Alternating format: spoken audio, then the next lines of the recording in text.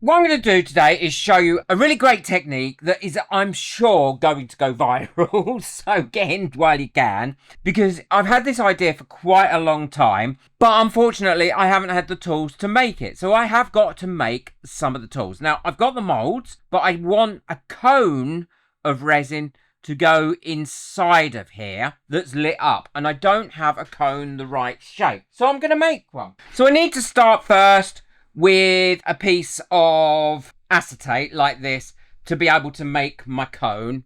And I'm also going to need a little bit of tape. So I've cut down a piece of acetate here, and I want to make sure that I get it the right size. So I'm going to pop that in there. I think that is about the right size at the moment. Yes, that is going to be the right size. So I've now popped a bit of sellotape on there. I'm going to pop a bit over the end of this cone so it doesn't leak out as I'm doing it. There we go. So that's the first one. That's going to fit in there really easily. Now, look. But obviously I need to make the silicone mold for that cone. And now I'm going to make a larger one to go in this mold. It'll all come clear. Don't panic. I bet you're thinking, oh my goodness, what is this madman doing now? Well, I think these are going to be really quite popular. Yep, that is the perfect length again. So I'm going to do the same with this one as I did the last one. Now I need these to stand up so I can make the shapes. So I'm going to stand them up in these silicone molds. I'm going to fill them with resin-crete, let that cure up so I can make the blank to actually make the mold I need. Seems like a lot of rigmarole, but it's not going to take long. So I've got 150 grams of resin-crete in there. So that means I need 45 grams of water. If that's not enough, then what I can do is mix a little bit more up in a minute. There we go. And now I'm going to just mix that up using a fork. I use a fork all the time now to mix my resin-crete up. It really does an amazing job. Mixes it very, very quickly, and you get a lump-free finish to it as well. Look at that. No lumps. No lumps. And now all I've got to do is pour that in there and leave that to cure up for about half an hour, I think will be enough. Because I want to sand it down first and shape it all up to the shape that I'm looking for. Well, these should be dry enough now. They've been curing up for about 30 minutes. So all I need to do is take off my acetate. I'm going to cut through it. Now be gentle with it at this stage because it will still be quite fragile. So now I've got the rough cone shape that I'm looking for, but what I don't want is these bits here. So all I'm going to do is take my knife now, and while it's still soft, before it's fully cured, I can get rid of those, just to get rid of some of this extra bulk at the moment. And I'm going to start to round off this end because I don't want the ends to be pointy. I want them to be rounded off. Bear in mind, these have only been curing now for about 35 minutes. I'm going to try and level that off a little bit because it was obviously on the slant when it was curing. Yep, that's much better.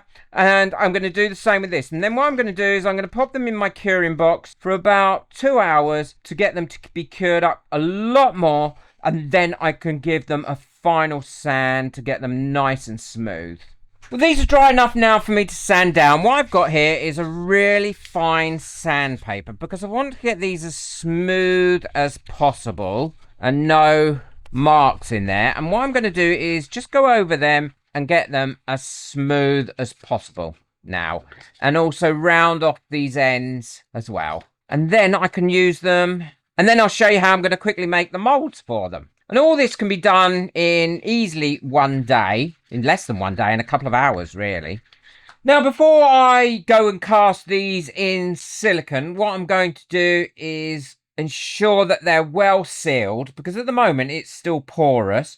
So I'm using the Gloss Sealer by Resin-Crete. This stuff is brilliant. I'm going to put that on using a sponge, and I will give it 2 coats. And the reason I'm giving it 2 coats is because firstly, I want to make sure it's fully sealed, and secondly, I want it to have a really good gloss finish. I'll leave it to dry a couple of hours between coats, and then I'll just get on with something else while that's drying.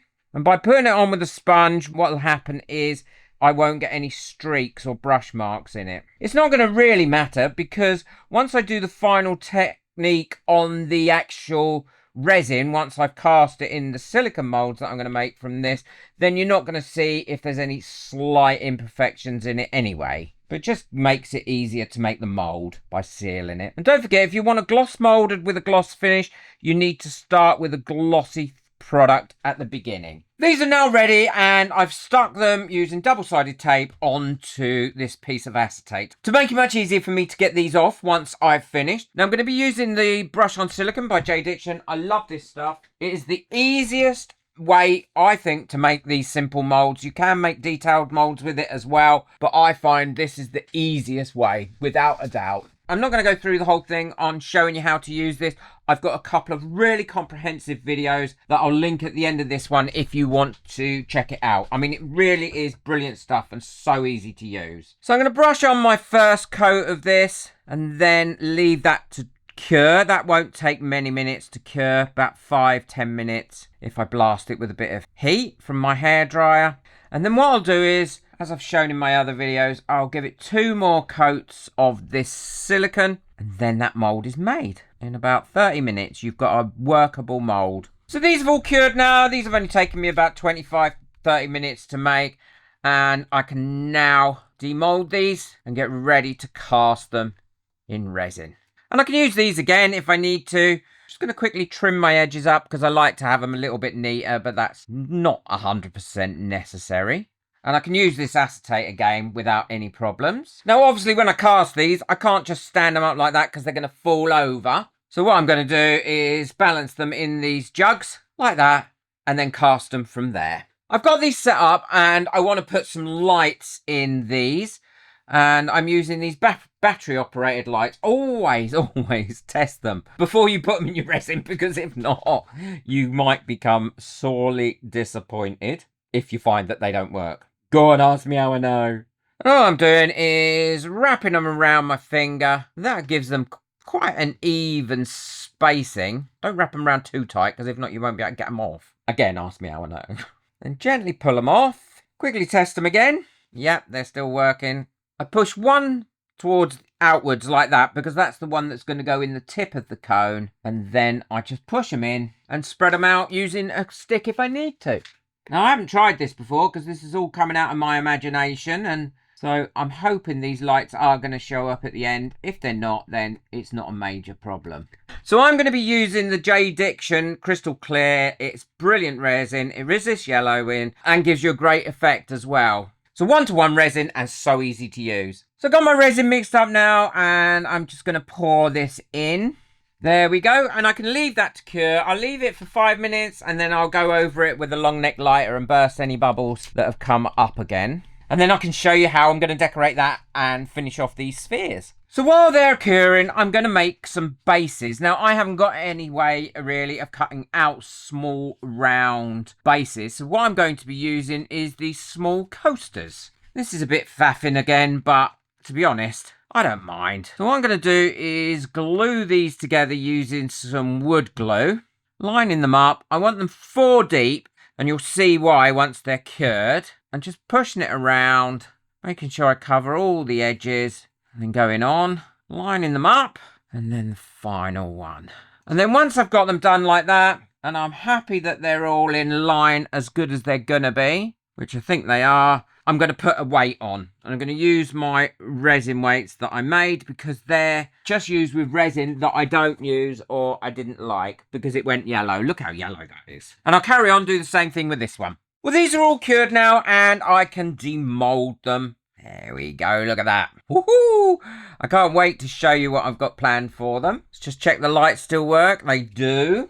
And that they fit into here. They do. Now I want a little bit of these cones poking out the top. And so that one isn't quite wide enough. So what I'm going to do for that one is really simple. I'm just going to pop it back in its mold like that. And then top it up with some clear UV resin. I'm going to use the low viscosity resin because I want it to have a flat level base to it. I'll do it in 2 goes because that way it's not going to get too hot. Because you don't want to pour your UV resin too deep. So that's all cured up now. Didn't take long to cure up. Now we can check that. Yeah, and that's going to sit there with a little bit still poking out the top, which is what I'm looking for. And now it's time to cover these. I'm going to be using a mixture of the glitter coloured resin and the normal coloured resin. And all I'm doing is squeezing that onto my mat like this in lines. There we go. I'm going to take one of my silicone stirry things and just give that a bit of a squidge through. Like that. And now I'm going to take my item and drop that on that. There we go. Let that soften off. And now give that a curing. So now I've got my base on there. I'm happy with that. I'm going to put some blue on there as well and some white. Just rub that in a bit. And then drop that on. And now cure that up again.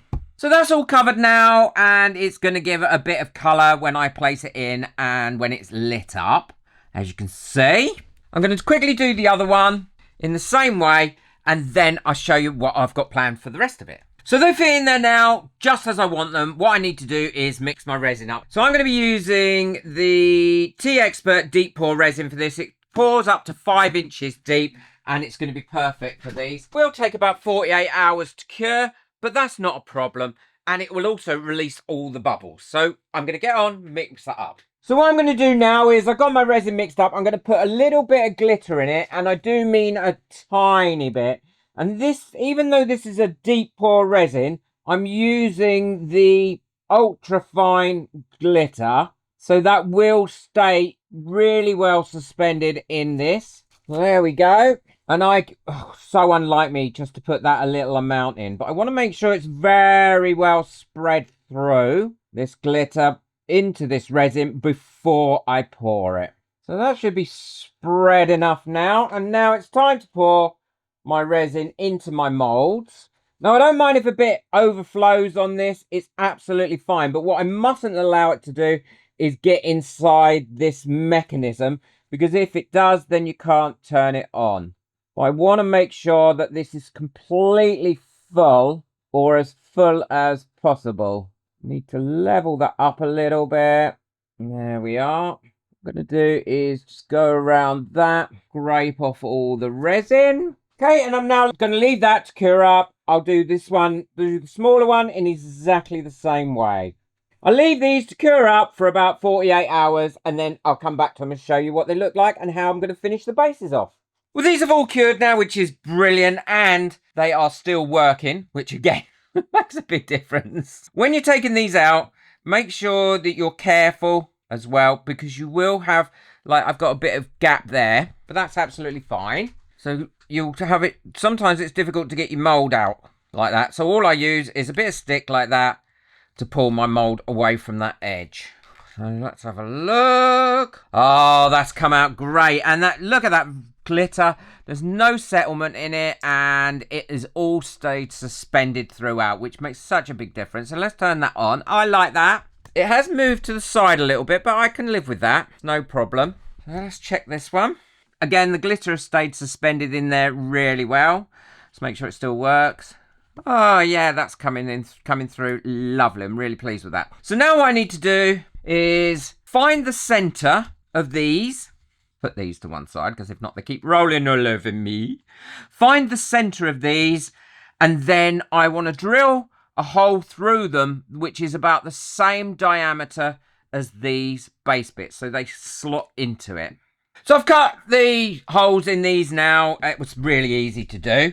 I just used my normal drill. What I'm going to do now is give these a really good sanding down and go around all the edges as well and give those a good sanding down. So make sure they're all make sure they're as flush as possible before I do the next stage. I've got my holes all cut out, sanded down, and I've also done a little groove in the back of both of them, and you'll see why in a second. Before I continue and paint those, what I'm going to do is the recess I was talking about earlier, where the resin has shrunk away. This is what is going to be working to our advantage for this. So what I'm going to do is I'm filling that recess with some silver glitter, roughly the same colour as I've put in the globe. Trying not to get the glitter anywhere else other than filling in this recess. And because the UV resin I'm using is a really nice thick one, then it should, and if I didn't have a tremor, it would be so much easier to do.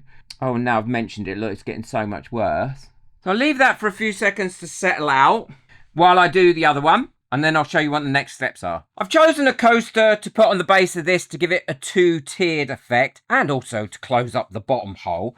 What I'm going to do first is paint these silver, because I want these to all be silver. I'm going to give it a couple of coats of silver before I give it its final coat of what I'm going to be using to finish this off.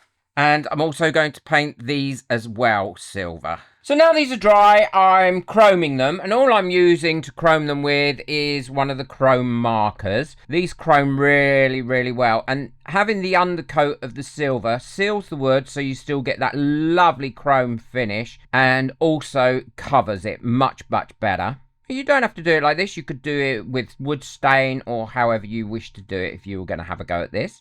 I love these chrome markers and how well they work. They do take a bit of time to dry, so don't try and do anything else with them, probably for a couple of hours. Well, these are all nice and dry now, so what I'm going to do is pop them in. I may add another couple of layers to this because I think the hole is slightly too big, but I'm not 100% sure yet. I'll make that decision in a minute, and if I do, then I will do it in exactly the same way. So what I'm going to do first is get this nicely on here and push through. So I'm happy with that now. I want this piece of wire to sit neatly in this little groove that I've made. So I'm just going to seal that down with a little bit of UV resin, like that. So that's in there now. That's not going to go anywhere. And to attach this to the base that I've made, I'm going to be using 5-minute epoxy. And just pop that on there, like that, going all the way around. I'm going to try and avoid getting too close to the outside edges because I want to ensure that it doesn't bleed through too much. Now I'm going to pop that onto there using my eye for that. Well, these are all finished now. I'm really pleased with how they've come out. I love them. And I think I could put Christmas trees in there. You could do different things. You don't have to use cones like I've made. You could make little skulls or anything that you wanted in there for whatever holiday season. And I think they'd make lovely little night lights. Let's see how bright they are with the lights off. And they give out a lot of light. And the batteries in here will last a really nice long time. And I think having the glitter in there gives it that extra sparkle, that is for sure. Look, you can get all those different colours radiating off that. There was a bit of work in this, but I wanted to do something with a little bit of extra work because sometimes it's just nice to sit down and combine different crafts. And that's how I made those cones for the middle. Just something a little bit different. Really fun to do with everyday craft stuff you've probably got hanging around as well. I hope you've enjoyed this. Check the video I've got coming up next if you want to learn more about deep pour resins, and it's a real must. I think you should watch this one because it will save you so much money and so much time with disasters. Boot that like button, hit that subscribe button, but most of all, enjoy your resin. Take care. Bye.